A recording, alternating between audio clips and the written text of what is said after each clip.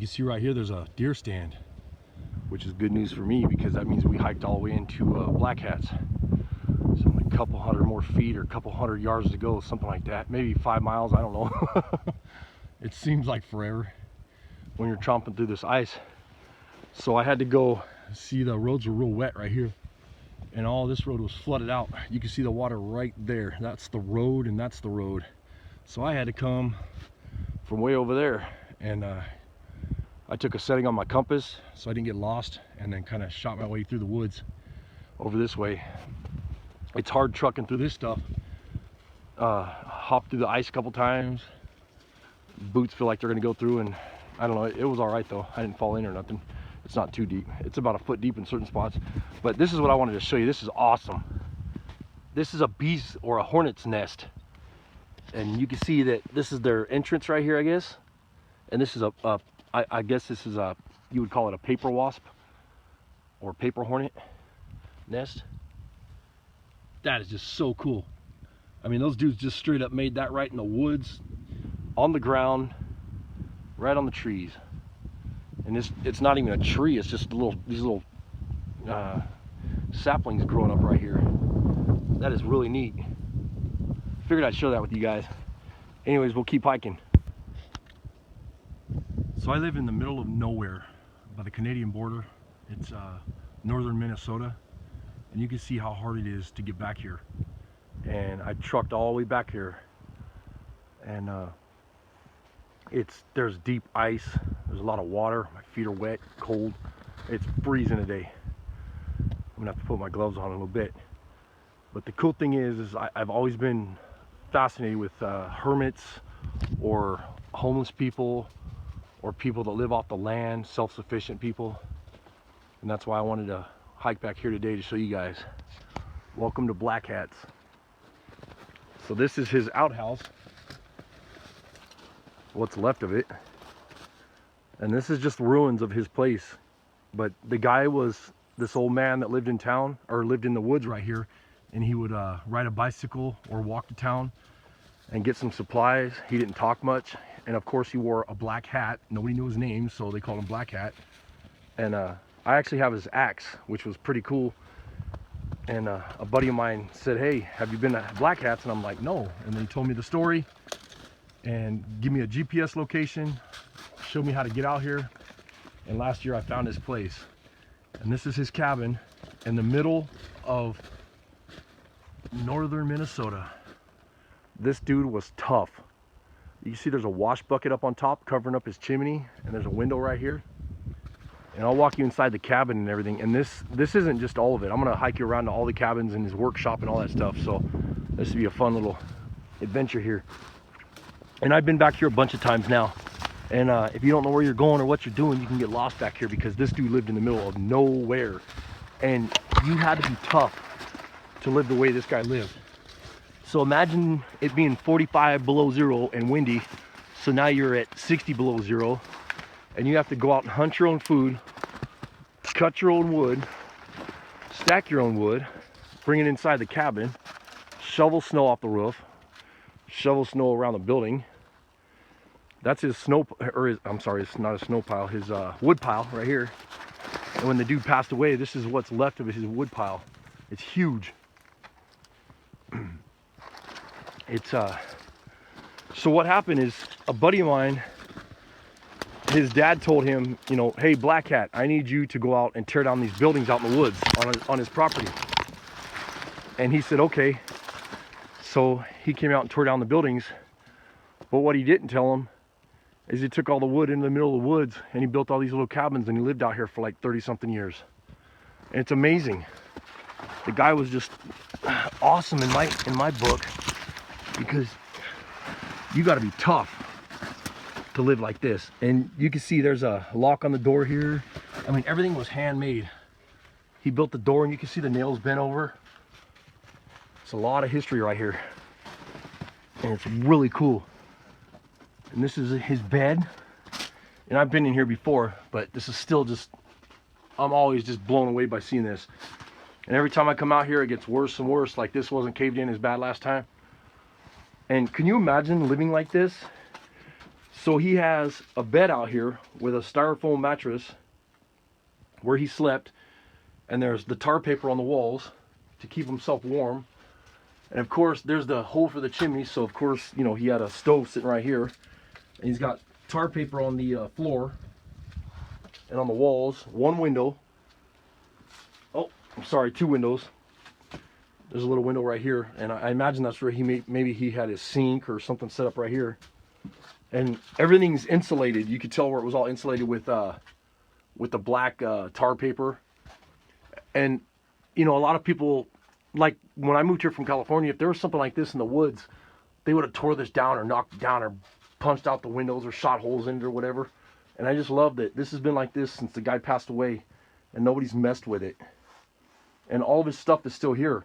So this is like maybe a guest house, I'm thinking, because I'm gonna hike you over to his cabin, which is just right here. But I'm gonna show you the stuff that he has in it. And it's really cool. All of his belongings and his clothes and everything, and his workshop's right here too. Sorry about the shaky camera. It's really wooded where I'm at right now. So this is his workshop, and you can see he's got a single window on it, made out of plexiglass, it looks like. And then there's like a canvas material, I'm assuming, to keep the weather out. I gotta set my tripod down here. Sorry about that. I gotta climb inside here to show you guys. So this was his workshop, and this is where I found his axe. I was digging around here one day, and I have permission to be back here, so I'm not stealing. But this was his stove, and it had a stovepipe all set up, and you could tell it's fallen down. And that was the stovepipe right here. So this little workshop set up, and he had nails, buckets of nails, and there's pans and screws and a whole bunch of bikes around here. And you could tell that this is where he did all of his repairs, like on his bicycles and his chairs and tables, and where he built things. And the roof caved in quite a while ago. Lily, out. And I'm assuming the snow, you know, come down on top of it and got too heavy and fell in or whatever. But I just thought that was cool, the little workshop he's got right here. And I would have loved to meet the guy. And Heidi actually got to meet him, I guess. And, ow, I just got a big old sticker in my hand. That hurt. And I thought that's really cool that she got to meet him. But I'm going to shut the camera off, and I'm going to walk over to his main cabin, because I don't want you guys to have to go through all the bushes with me. All right, well, I made it to the cabin, and it's only about 50, 60 feet from his workshop and his restroom, or his outhouse, and his spare house. And you can see all the debris and stuff out here. Parts of his stove, and a whole bunch of metal, like car parts, old parts of refrigerators and whatever. And I'm sure the guy dragged all that stuff out here so he could use it to make things. But welcome to Blackhats. Check this out. So this is his main cabin right here. You see the walls all bone out. It was funny because this was up there last year. Right there, there's gutter, and he had it set up with a gutter, and there were some lanterns, which are on my living room wall. And I got permission to take this stuff, so I'm not out here taking stuff just to take it. And then right here, hanging on the wall, on that nail, on this nail right here, there was a big buck saw, and that's on my living room wall. And I'm really proud to be able to have that stuff to show it off to people and tell them the story. And look at the ladder. I mean, how cool is that? There's a ladder to get on the roof. And this was like another storage workshop little spot right here. And there's a whole bunch of pans and books and stuff. I've been in there before. I'm not going to go in there now because it looks like it's starting to get really bad, and I don't want to get that stuff falling on top of me or whatever when I'm trying to film. But look at this little cabin. You can see all the chainsaw chains right there hanging on the wall.